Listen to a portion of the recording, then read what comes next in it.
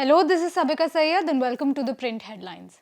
Women's Reservation Bill fails Lok Sabha test, doesn't get two-third majority.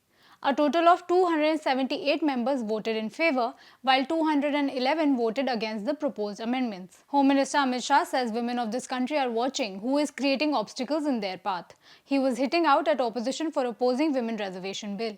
Amit Shah also said that Rahul Gandhi should learn from Priyanka how to speak in parliament. Rahul Gandhi said in the Lok Sabha that the proposed amendments to the women's quota law and delimitation exercise are not about empowerment but about altering India's electoral map. He alleged that representation would be taken away from southern, northeastern, and smaller states.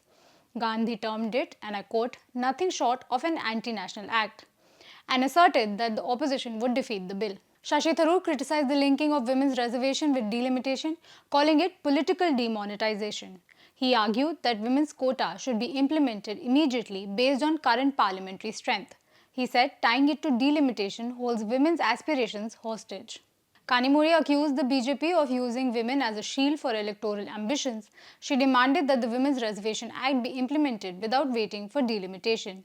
She also called the proposed bills a major assault on India's federal structure. Samrat Chaudhary launched the self-enumeration phase of Census 2027 in Bihar.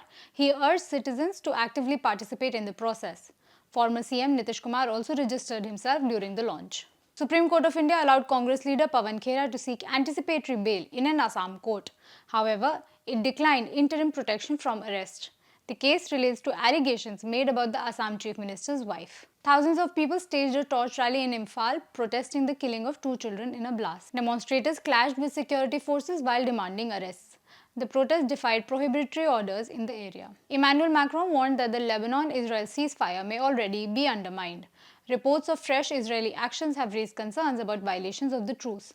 The development threatens broader regional peace efforts. Abbas Araghchi said Iran has declared the Strait of Hormuz completely open to commercial traffic during the Israel-Lebanon ceasefire. He stated that all vessels must use a coordinated route designated by Iran's maritime authorities. The move aligns with efforts to stabilize shipping during the truce period. He said, and I quote, in line with the ceasefire in Lebanon, the passage for all commercial vessels through the Strait of Hormuz is declared completely open for the remaining period of ceasefire. US President Donald Trump said the Strait of Hormuz is now fully open and ready for full passage following Iran's announcement. However, he added that the US naval blockade will remain in force until a final peace deal is reached. Trump also said negotiations with Iran should go very quickly. India has urged early restoration of freedom of navigation through the Strait of Hormuz. At the UN, India called the targeting of commercial shipping unacceptable. It stressed the importance of the route for global commerce and energy security. Todd Lyons will step down as interim head of US Immigration and Customs Enforcement. His tenure ends on May 31. The move comes amid ongoing immigration policy debates in the US. A 10-day ceasefire between Israel and Lebanon has come into effect. Donald Trump said US-Iran talks could take place soon. The truce may pave the way for a broader regional agreement. India welcomes the Israel-Lebanon ceasefire. MEA spokesperson Ranveer Jaiswal said India supports all steps towards peace. He added that India is closely monitoring developments in West Asia. Keir Starmer is facing political pressure after a senior official resigned over a controversial diplomatic appointment. However, Starmer has refused to step down. The issue relates to the appointment of Peter Mandelson. The International Monetary Fund and World Bank have restored relations with Venezuela. The move opens the door for financial support and investment after years of frozen ties. The Venezuelan government has also confirmed the renewed engagement. Stellantis and Microsoft have signed a 5-year partnership to develop AI and cybersecurity capabilities. The collaboration reflects the growing importance of software in the auto sector. It also aims to keep pace with global competition. Netflix shares plunged over 9% after its quarterly earnings disappointed investors.